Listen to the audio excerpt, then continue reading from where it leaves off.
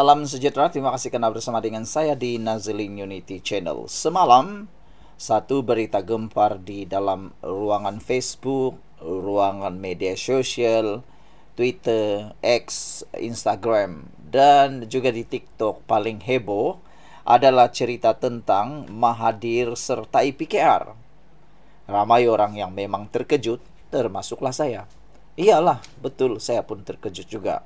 Dalam hati saya, wah, kenapa tiba-tiba Mahathir sertai PKR?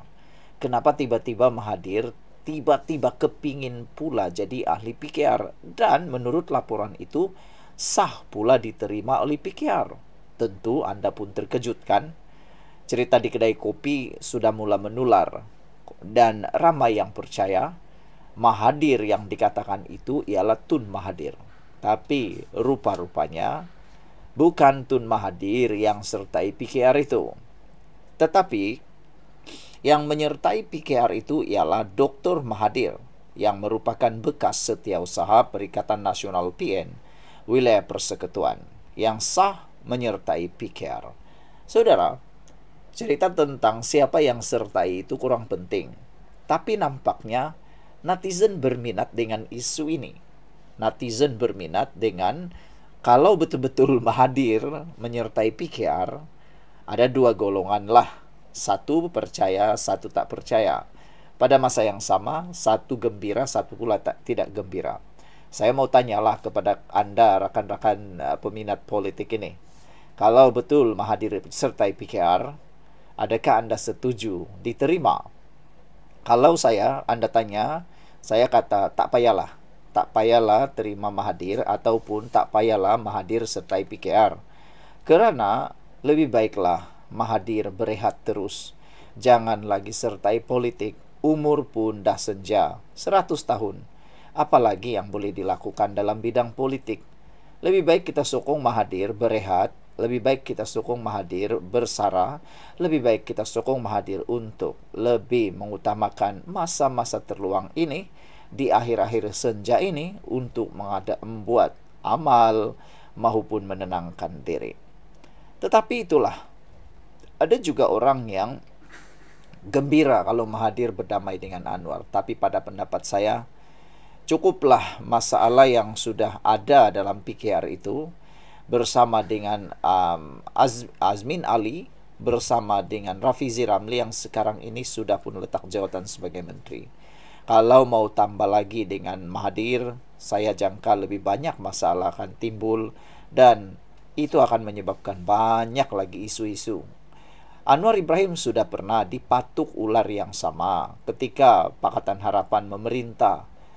Waktu itu, kalau Anda masih ingat, Mahathir menjadi Perdana Menteri pada waktu itu dan berjanji akan ada peralihan kuasa menyerahkan Perdana Menteri kepada Anwar Ibrahim.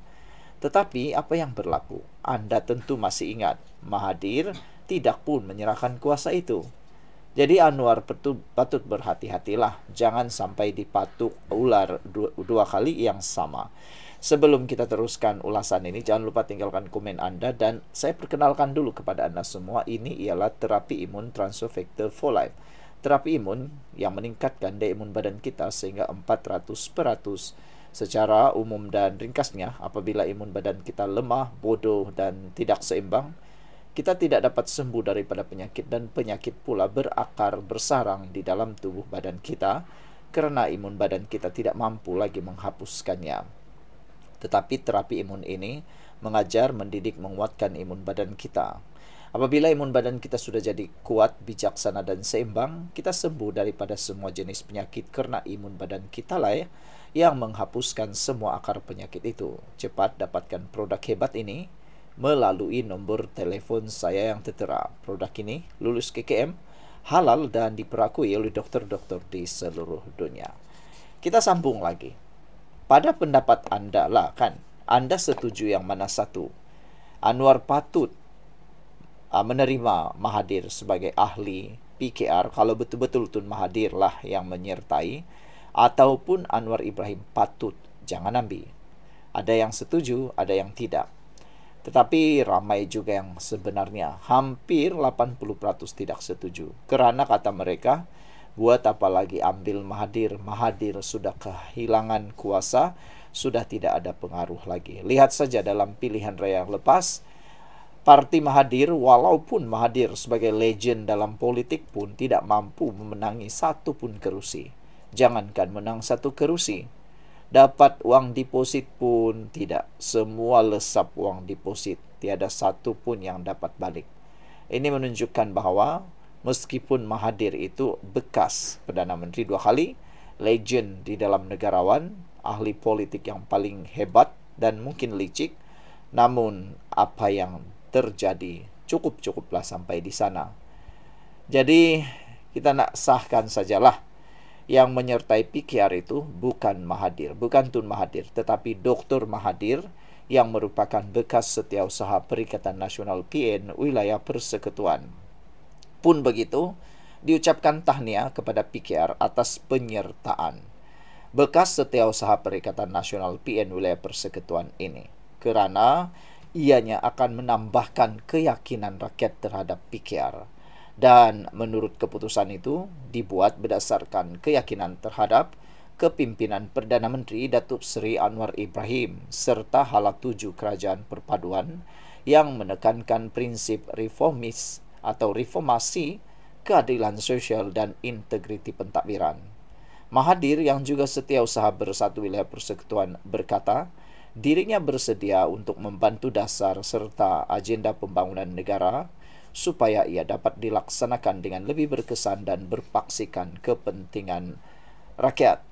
Dalam masa sama, beliau berkata, beliau percaya penting untuk memastikan maklumat yang tepat disampaikan kepada rakyat supaya mereka memahami dasar kerajaan dengan jelas dan berasaskan fakta.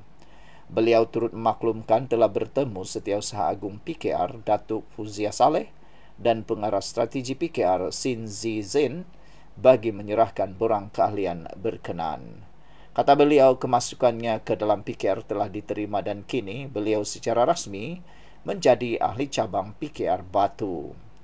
Mahathir menegaskan, Malaysia sebagai sebuah negara berbilang kaum dan agama perlu mengekalkan keseimbangan yang adil dalam memastikan Islam dipertahankan sebagai agama persekutuan tanpa menjejaskan hak penganut agama lain. Tambahnya, perjuangan politik bukan sekadar soal kuasa, sebaliknya, tanggungjawab membina semula keyakinan rakyat terhadap institusi negara berasaskan nilai kejujuran, amanah dan keadilan.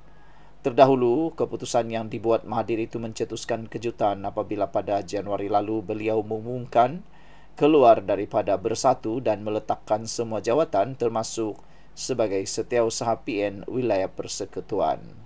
Sekian dulu untuk kali ini. Jangan lupa tinggalkan komen Anda. Bye-bye.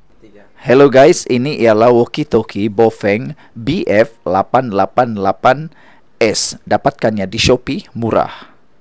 Guys, ini ialah headphone Onikuma K2 Pro. Hebat, luar biasa, cantik dan murah. Dapatkannya di Shopee. Guys, ini ialah power bank Mozom PB149. Murah, hebat dan dapatkannya di Shopee sekarang. Guys, ini ialah Shocks Open Swim Pro. Headphone yang hebat, kualiti hebat, tahan air. Dapatkannya di Shopee. Guys, ini ialah headphone One Audio E70 Fusion. Dapatkannya di Shopee, murah sekarang.